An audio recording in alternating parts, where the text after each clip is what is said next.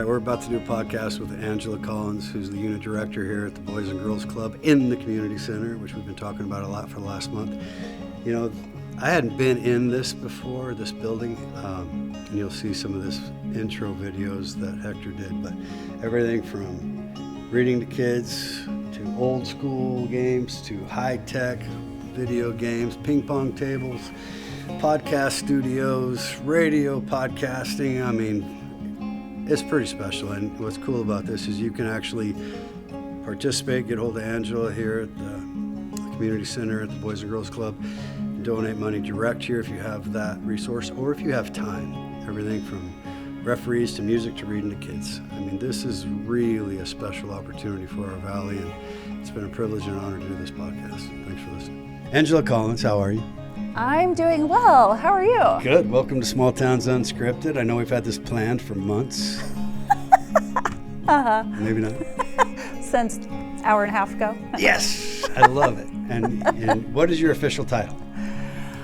My official title in the is... Boys and Girls Club. You're probably a lot of titles. But. A lot of titles, yeah. At the Boys and Girls Club, I'm called the unit director of the Lake Chelan Valley Boys and Girls Club.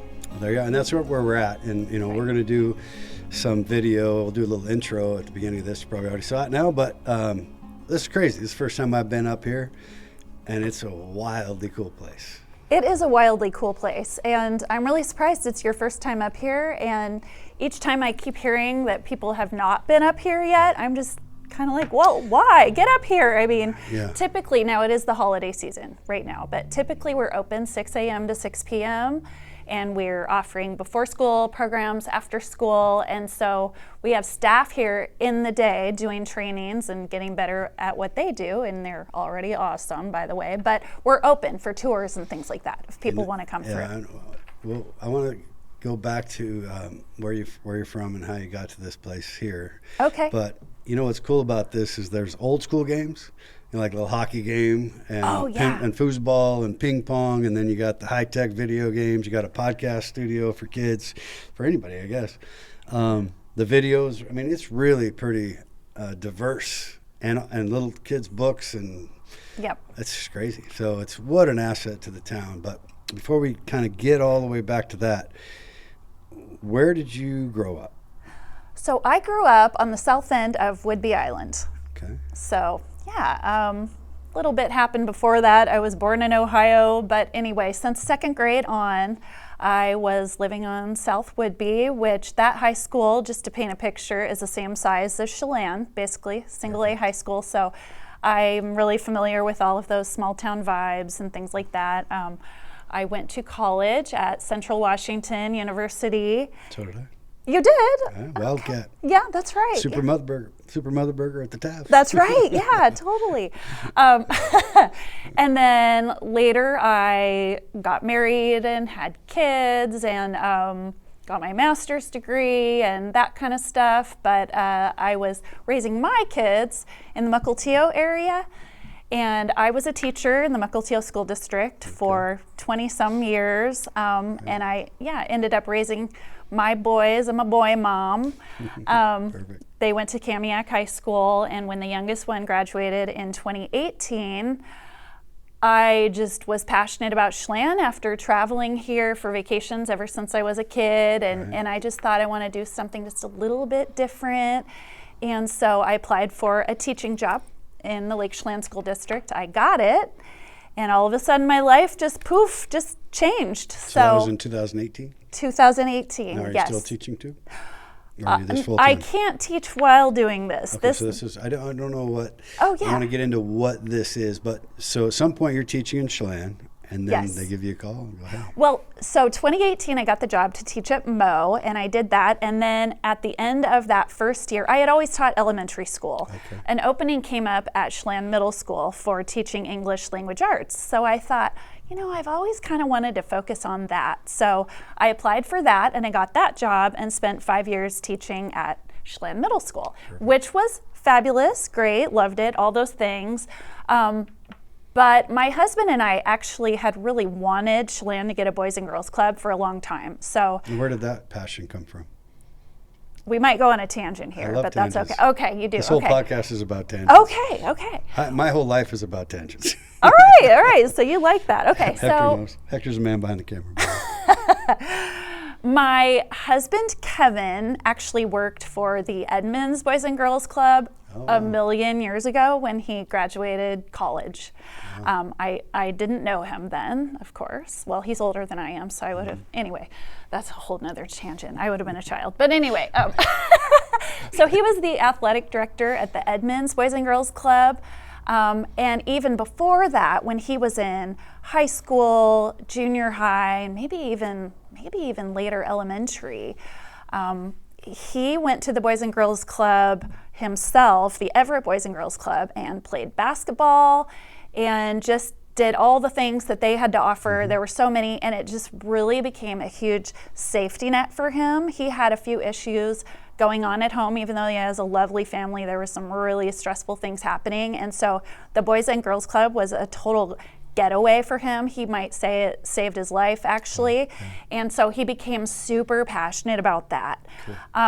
With my teaching experience in Chelan and all of the prior years I had in teaching and working with kids, and the differences between where I was teaching and raising my kids in the Mukilteo School District, I could see so many things that needed to improve kind of in the community and in the schools in terms of making education just a top priority and making education a little bit more competitive and meeting needs, not just academic standards, but exceeding academic standards and all that. So again, sorry, tangent, but with all of that and my years of experience and my husband's passion of Boys and Girls Club, by the way, my own boys did sports through Boys and Girls Club in Mukilteo, and that was fabulous. But when we heard they were coming to town, we were kind of excited, both of us. So I just kind of investigated and ended up interviewing for this position by 5 people, by the way. But I got offered the position and I was a little scared to leave teaching because it's the only thing I've done in my adult life is being a teacher. But I felt like this was swaying in the same direction with just a tiny shift so that I could use what I learned in teaching in Chelan and mix it with the needs I see that need to be met with so many kids in our valley. And so when I got the job, I had some thinking to do, but I accepted it, and now I'm just on a slightly different mission. That's awesome. So the Boys and Girls Club that's a huge organization, right? Huge. We now have, we're affiliated with Snohomish County, even though we are our very own Lake Chelan Valley Boys and Girls Club, if that makes sense. So for example, all of this beautiful equipment that we have in here, someone had to pay for that, right? So Snohomish County Boys and Girls Club is helping us in those ways. That's awesome. Yeah. And they probably have, walked the walk. In real estate, we call it, we build a business on the shoulders of giants that have walked before us, right? Because most things have been asked and re-asked and done and learned from. So by being able to lean into all that experience, because Boys and Girls Club have been around forever. Right. Like in the country. Yes. So there's probably a lot of great mentorship that you get from those people or affiliations with those people. Right. They have a lot of experience. So I was kind of alluding to training that our staff does during the day. We have all kinds of Boys and Girls Clubs of America training that we're able to do now with all this fancy technology, online trainings, and then we also have regular Zoom meetings with our other people through all the various clubs in our administrative office through the Snohomish County Boys and Girls Club. So are you an employee? Because I know we're at the community center, and this is upstairs on the 2nd floor, and it's an unbelievable location and building and facility. So who is like your boss? My boss is the CEO, Marcy Vollmer, of the Snohomish County Boys and Girls Club. She is obviously the head of Snohomish County, and she is in charge of kind of all of us, and then she has lots of people below her. But we report to the people working at the administrative office it's in Everett, so part of Snohomish County. That's great. So was that kind of, I talked to a couple of the board members in our podcast. We did with Mary Bell and Brooke and Scott Hutchinson and Brett Lamar and Rod Brooks, and we've done all these podcasts in the last month or so about this activities inside the community center that are basically available for people like the Boys and Girls Club to then lease from. Wasn't there someone that also, I can't remember his name, that I heard him speak at the gala? Bill Sukalis. Okay. Yes, he was the CEO for many, many, many, many years. In fact, way back when my husband was the athletic director at the Edmonds Boys and Girls Club, he at that time was his boss, which is hilarious. He doesn't remember my husband, but that's okay. My husband remembers him. He's a busy guy. Very busy guy, ladder climbing, and just did really, truly amazing things. So he bought here, and then is that one of the reasons, from my understanding, is that how this kind of all morphed?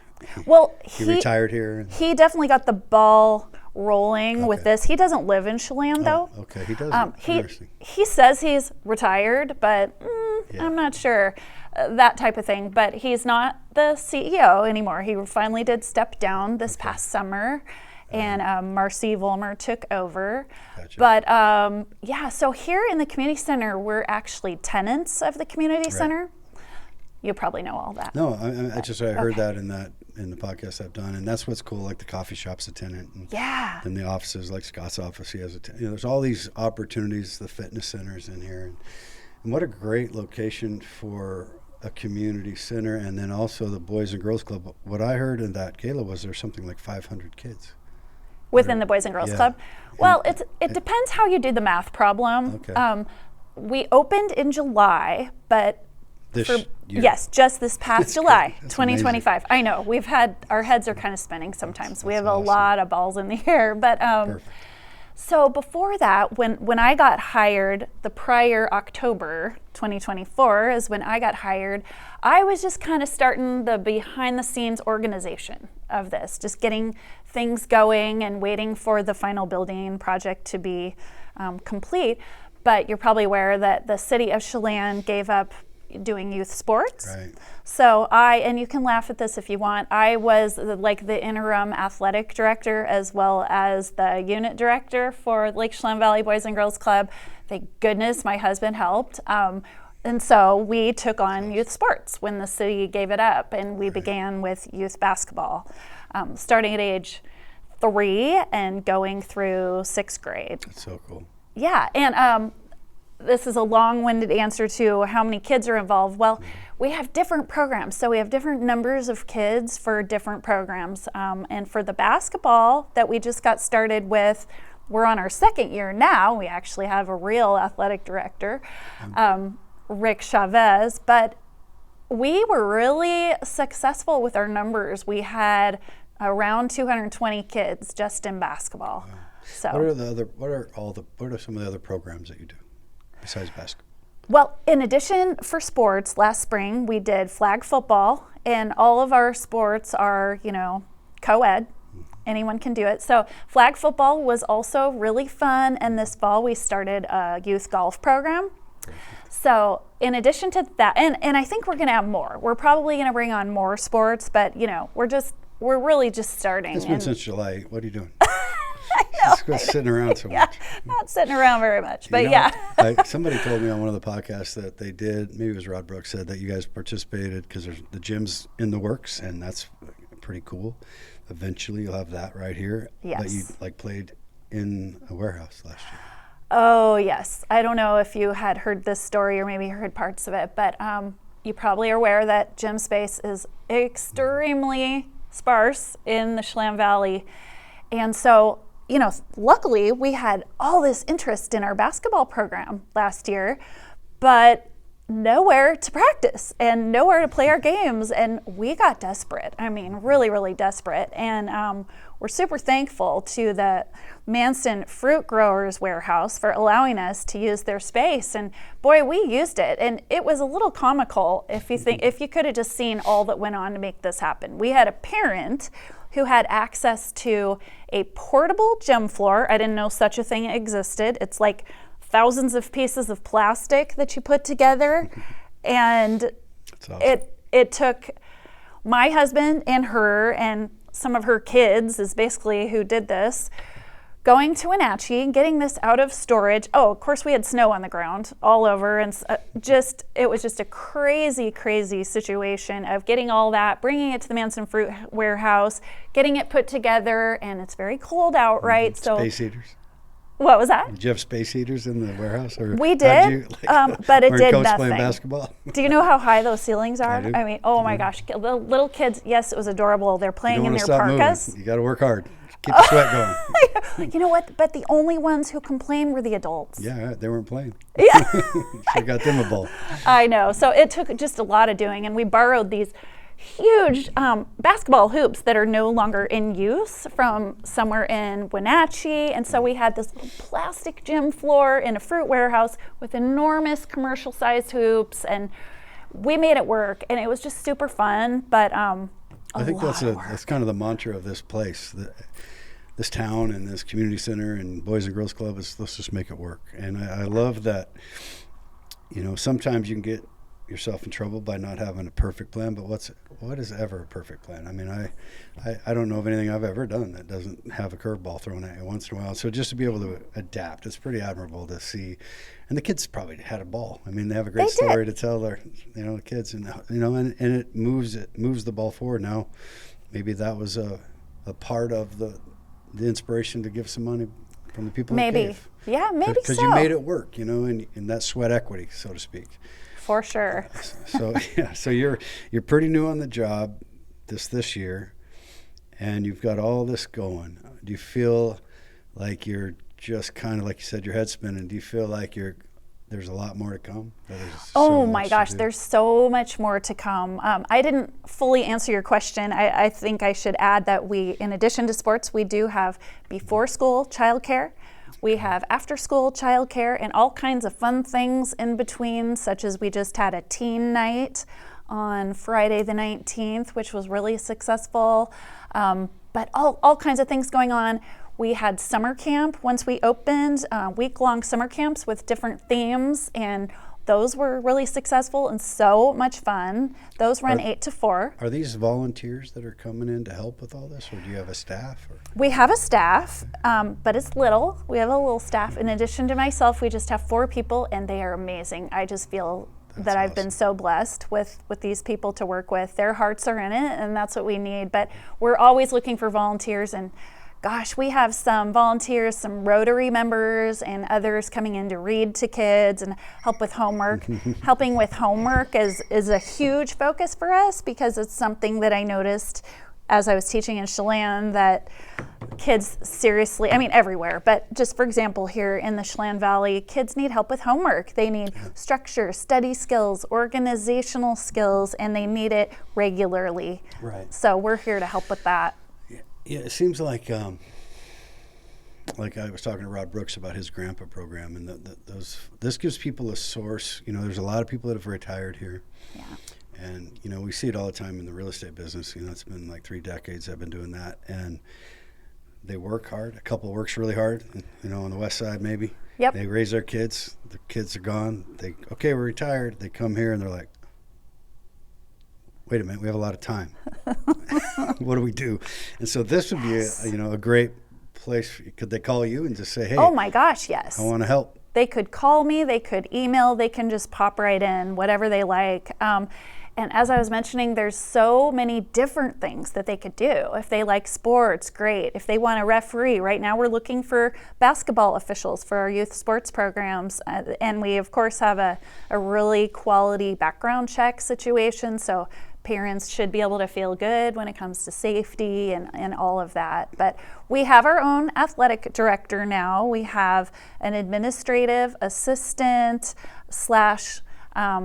youth development professional, so watches kids, but also works downstairs at the front desk. We have a program director, and then we've got one other youth development professional, just works with kids. And gosh, we do crafts, we do lessons, and just so many fun things. Yeah, so when one of the things I was curious about is, I think Manson just went to a 4-day school week. Yes. And is this part of that picking up? Because I was wondering, like, if parents are working 5 days a week, and you go to a 4-day week, maybe that's great, maybe it's not for kids. I mean, there's a big debate about that, and they're finding out. But that day off, I mean, what do parents do? I know, great question. Well, Tabitha Myers approached me long time back, but well before July when we opened, and was inquiring about this very same thing. So it's turned into a situation where we have our doors open for Manson kids and whoever kids, homeschooled kids, whoever, on Fridays all day long from 6 a.m. to 6 p.m. So, and at this time, it's only $25 per day. So Wow. 12 hours per kid. That's amazing. Yeah, and another thing, even if that was too much, or for our other programs, we never say no to a family for inability to pay.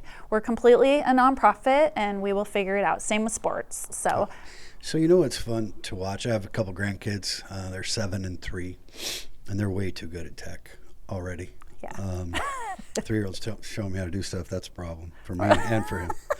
But my question lies around, I have a feeling with as fast as technology is moving and AI is moving and social media and video games and, the addiction to that, it seems like that human-to-human, kid-to-kid interaction is a need. And you would know more than I would by teaching kids. But isn't that something that you see happen here when kids come together and they actually speak to each other instead of text each other, instead of Exactly. Snapchat or whatever kids do? Yes. Because it's like, I think adults need it too. I mean, in my company, we're really big on old school is new school, and that sure. authentic interaction. When I have a lot of agents in Wenatchee and Chelan, and I'm like, these things actually, you can speak into them. Right. It's weird. I know. There's just so much. It's not just an email machine or a text machine or whatever, social media. So I would think that, and to have kids from various towns around the valley in north central Washington, if they, whether it's Mansfield or, is that also Right. okay? Like to have their kids come hang Oh, out? completely, especially since they don't have a Boys and Girls Club right by them where they live. They're welcome to come in. All they would have to do is create an account, and that's at bgcsc.org.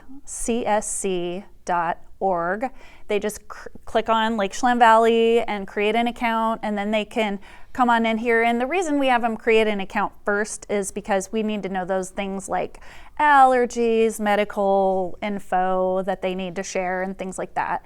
But once they're here, we absolutely have such an old school feel when the kids are in the building. And if you were just taking a look like you've been today, you see all this phenomenal technology, and it really truly is, but it's not a free-for-all here. It's kind of like a school, except way more fun. So what do you mean by that? Is if kids are getting rowdy, or if there's somebody picking on somebody, or if they're just, you're not going to let it just go crazy, and you're going to have supervision. Oh, no. We don't go crazy in those kind of ways. And we're very structured, actually. So we have say on the Fridays, we have a 12-hour routine and Really? a schedule. And I post this on Facebook, and when people come in, it's playing on our screens, and when parents want to know, what do we do all day? It's not just come on in and stare at a screen all day. No, that's not happening. They could do that at home. So we've got story time, we have PE, we have crafts, we have adults that like to come in and teach certain things. And it's all about fun and hands-on. And Okay. Yeah. So how would you handle a second grader and an 8th grader at the same time? I'm so glad you asked. So Well, I can just imagine the 8th grader looking at, little Red Riding Hood or something. He's probably like, I had that book. Right. So we separate kids by ages. Okay. We have our primary students, which are basically kindergarten, 1st, 2nd, sometimes 3rd, and then we have 4th and 5th grade, although that, depending on our numbers, that might include 3rd grade as well. So primary and intermediate. And then we consider 6th grade through 12th grade sort of our teenagers. And we know that 6th graders aren't actually teenagers, but they're preteens, and we have a separate room for them. Oh, I see. Yeah, and we have staff typically we have a 15-to-1 ratio for staff to kids, so we have plenty of supervision. You have 15 kids, so a teacher or a staff member for every 15 kids. Yes.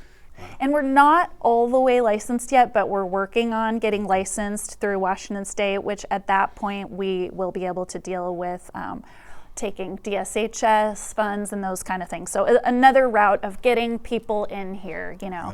Sounds like you're just getting started. We're just getting started, but I feel like we've done quite a bit in a short amount of time. It's wild.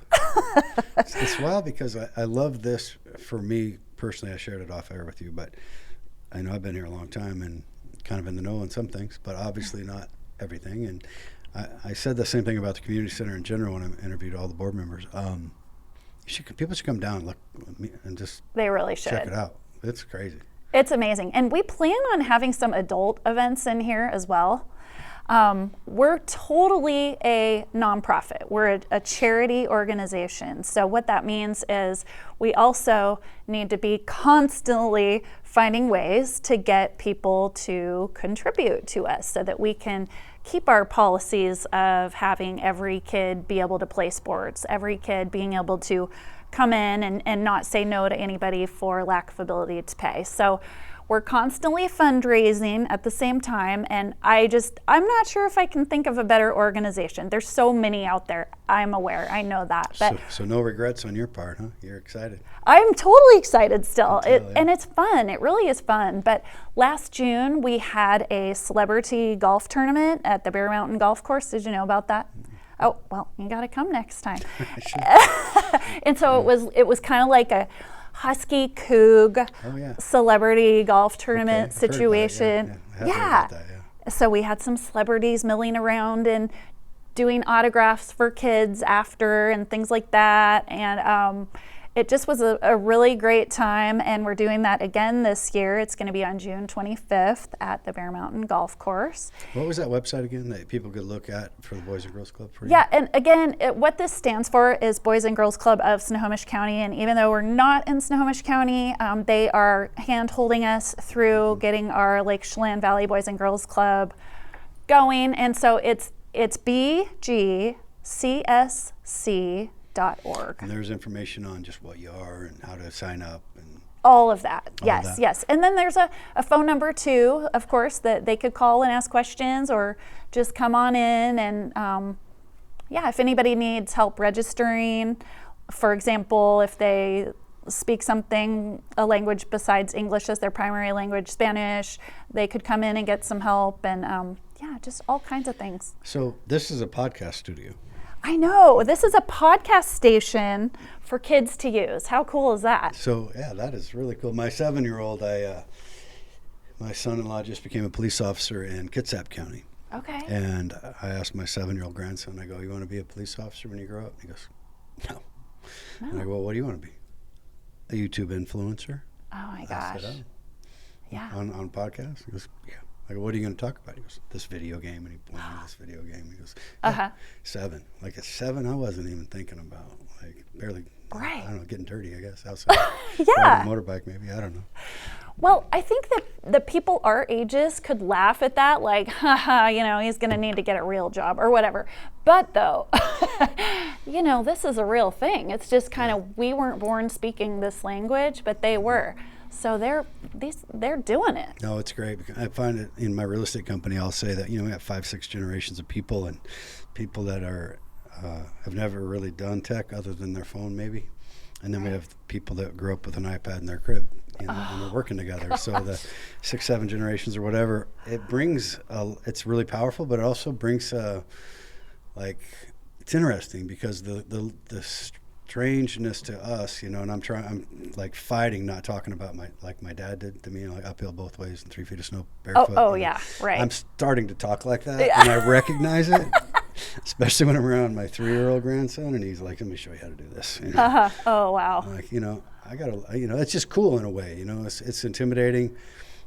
To change is intimidating, and I think that's true, especially as you know, growing up in a small town. Right. Anything new could be dealt with fear, dealt with apprehension, and it should be questioned. I mean, there should be debates about things that are new, but most things start with great ideas and great vision, and what you've accomplished here is pretty fascinating. Now, when you moved here, you said you vacationed here. Did you? Yes. Did you and your husband just know, oh, Chelan's it, no matter what, we're moving to Chelan, or was it like one of many places you were thinking about? No, it was only Chelan. My husband was actually born in Wenatchee, Okay. and his mom was raised in Entiat, so they had ties here.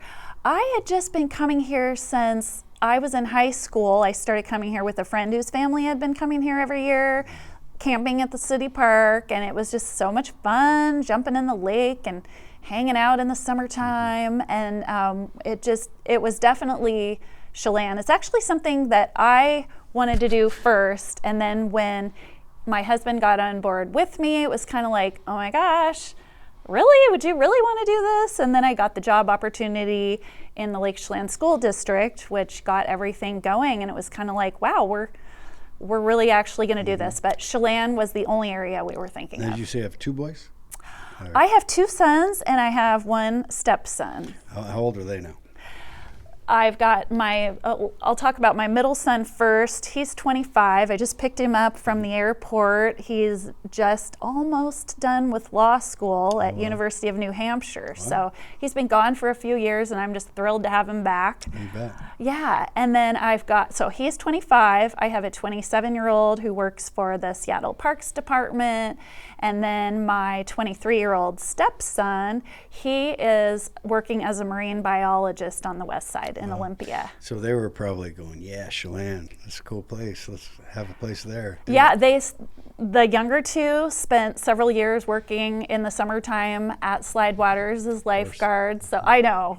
The greatest job ever. Totally. My husband would say, they pay you to do this, Right. you know. Yeah. But great. so, yeah, that was super fun for them, and just, that's our little family. Yeah, and you now being the unit director here, what are some of the things you're hoping to, over the next year or 2 or 3, accomplish? Well, we do want to add more sports opportunities. We want to get our teen program built up more. We had the teen night that was really successful on Friday, December 19th. As I was mentioning, we think that there were a lot of wide eyes that night, kind of noticing all the cool stuff to play with. We have a couple of virtual reality goggles in the teen room, so that's a hit. Right behind me, we have a 3D printer, so that's super cool. Do you want me to grab a couple of these things that have been made off the 3D printer? Let's do Whoops. Oh, well. You can just grab that with your hand. Oh, okay. Thank you. All right. Sorry to go off task here. No, I love it.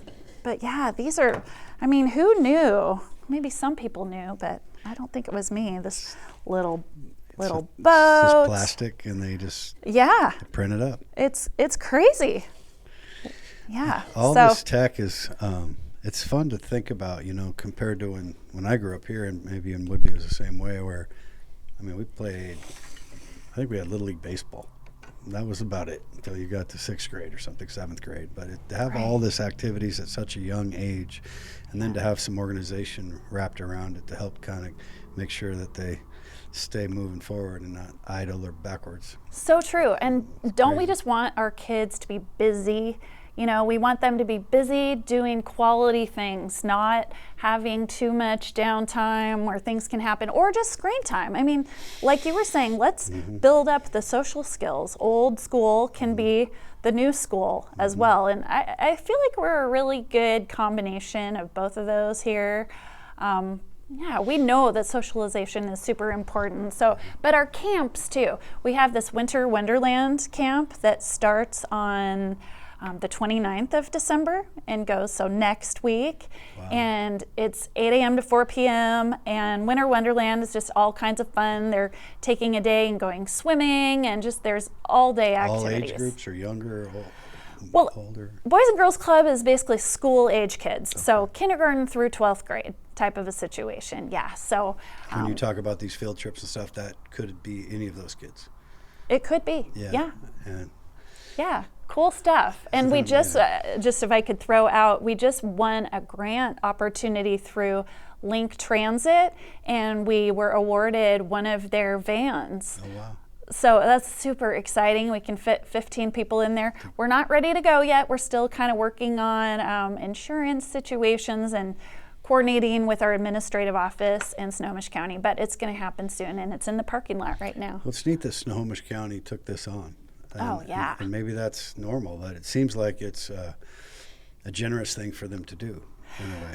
They're all about helping. Yeah. They really just are on the lookout for what communities, and it's not just Washington State, but they even have at least one club in Oregon. I can't explain why, but they do. And on other reservations and things like that, they're always on the lookout for communities that need their assistance. That's what we are all about, is just helping and going where there really is a need. So, do you do music stuff? We totally do music. We even have 2 karaoke stations. Perfect.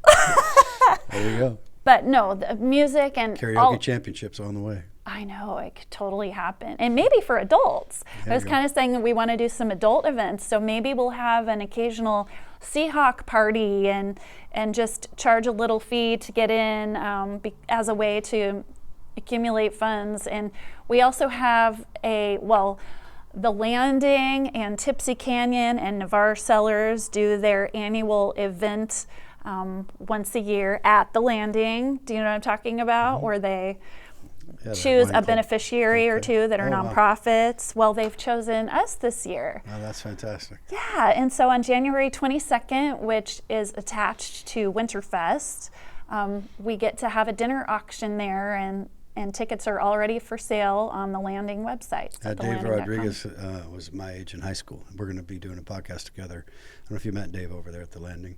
He's one of the head guys. Oh, I have met him, yes. Next time you say, hey, Hot Rod, how you doing? That's his. I didn't know his first name for like 20 years. Hot Rod Rodriguez. Hot Rod. Okay, Hot Rod. Yeah, sorry, Dave. Oh, no, you're good. No, we've been working with him, trying to get things organized. We're going to be doing a podcast together in a couple weeks. Nice. So will you call him Hot Rod? Or oh, is yeah. He? Yeah. 100%. Okay. Yeah. He's probably been called worse. So bad. That's not so bad. No, it's cool. He was a fisherman for a long, long time, in Alaska. And then finally had enough of that and came home full time. So it was neat. It's fun to see when you grow up in a place like Chelan. A lot of people come back if they can. Right. It's just not easy to stay here. And I think the skill sets, the reason I was talking about the tech being so overwhelming, and one of my issues in real estate is getting people to call people. They just don't want to do it. And when you're buying a piece of real estate, it's sometimes important to build a relationship, and sometimes you have to talk to people. But right. There's this addiction, and we're all guilty of it, right? Mm-hmm. But I think that those people that get, like, I just know real estate, but if you come to me in real estate and you can communicate and you can have an actual conversation, you're unintimidated to pick up this thing called the phone and use it. And a lot of my guys do. I mean, they're really good. We got about 35, 40 people. But what I do notice that there is kind of a, like, it's easier to text and it's easier to email. So I love the idea. And I'm, thinking about my own grandkids too. And my daughter's a doctor of audiology. And she's, she was a flamethrower and doing amazing work. But I am worried about that younger, where it just becomes fully integrated, almost like they are part robot, where it truly is a social barrier, where when you are in a situation to have human to human interaction, it's so intimidating. Mm-hmm. And no wonder. I mean, these become really good babysitters for kids, right? So it's neat to see having all this opportunity for kids to learn through sports or learn through music or learn through just sitting down and talking to each other and listening to some guy read a book. Right. I mean, having that human to human and realizing that's pretty important. That is very important to us here. Yeah. And not just that, but we work on character building traits and things like that, even within the sports. Ricardo Chavez, our athletic director, integrates that into all of his athletic programs. It's just really important to see each other as people and actually communicate. And regarding my own kids and all the students I've had in years not too far out, they've been exactly as you described. And just simple things like making a call to the doctor's office or something like that. They don't want to do it. It causes great anxiety. Whereas us, when we were growing up, we didn't have those other options. So we don't really think anything of it. You just do it. No, one of my pet peeves in my company is if an agent says, well, I emailed them. Did you call them? Did you text them? Did you call them? Did you text them? Did you email them? Send smoke signals? Like, just don't email and call it even, because it often gets lost, right? Yeah. And one of the other questions I had, and I really appreciate you opening up and talking to me on, such long notice. Literally, it was like 20 minutes ago before we started. In school, and I know you know this as a teacher, I have a lot of friends that are in teaching. Mm-hmm. And teaching, like a lot of things, has evolved with ideology, from back in the day when there was hacks given in elementary school, at least there was in our school, Manson. Oh, yeah. We probably deserved it. But to where kids kind of often, from my friends' input, they kind of run the show now, and there's not a lot you can do disciplinary wise. Mm-hmm. There's not a lot. Then you have the helicopter parenting, or the bulldoze parenting or snowplow parenting, where the parent shows up and like, yeah, my kid's perfect and my kid did.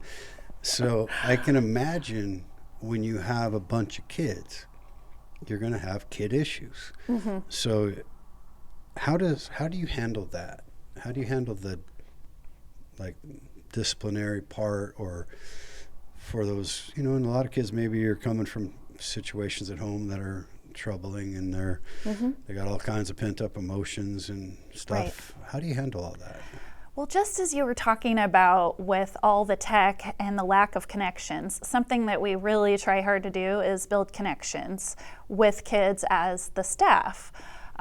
So that really is helpful. When they get to know us and know that we care, that's such a huge just beginning stepping stone. Right. But nonetheless, problems occur. Behavior issues, kids are kids, and behavior issues are going to arise. So we really just try to use the most positive discipline that we can, and kind of talk things out. And it does help with separating ages. Mm-hmm. So that way we don't put up with bullying or anything like that. And another thing, we really try our best and are welcoming to all school age kids. We really are. But on the same token, if we were to accumulate pattern after pattern of maybe specific kids having issues and things like that, we're not a public school, and things can be done. So it is a privilege to be here, type thing. Yeah, it makes sense. And that, loving on kids, it's a big deal, right? If they know that, I could see where if they're not getting that, or they're going through a rough time at home or in life, and cyberbullying is such a big deal these days. I've had a couple psycho people hit me pretty hard in business, like 150 reviews in a day, it's like, oh my gosh, I'm sorry. That's it terrible. just happens, right? So, but when it happened to me, it happens to every business, I think, these days, whether it's spam or not. I mean, who knows who's doing all these crazy things? But I could imagine that you saw it in teaching, where cyberbullying is huge. Right, and so sad because that would happen outside of school hours, and then kids would come to school, and the impact of what happened outside of school hours would be, falling apart in the classroom or in the school building. But so here, where we have all this wonderful technology, believe it or not, we don't allow kids to bring in their cell phones. Really? Their personal cell phones. We have all of our little cubbies for teenagers and the little ones, cubbies for everybody to put their things in, but we ask that they don't use those while we're here, because here on our Wi-Fi and with our technology, we have a lot of filters going on. And if they're here in our space on our watch using their own cell phone, we don't have control over that. We don't know what they're doing, and we just don't want unknown things taking place. So I think that's great. I mean, to break that addiction too. Hope so. Because that, it's like built in. Yeah. To all of us. Plenty of other stuff to do here. Yeah, it's so cool. Well, is there anything I haven't covered? Because I think that this is an incredible opportunity for families and kids in the community, and wanted to thank you for doing what you're doing. Well, thank you so much for thinking of chatting with me. I really appreciate it. On your day off.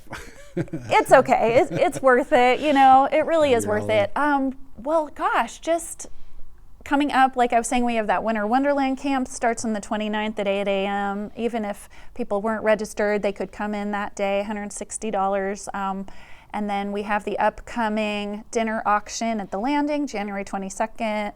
And we're just, we're adding programs all the time. So maybe we could talk again one day, and we're going to have new updated situations happening and offerings. If you have these guys out there have any time and energy and want to participate in any number of ways, all you have to do is get a hold of Angela. Oh my gosh, yes, please. Just send me an email. Should I rattle off my email address? Sure, yeah.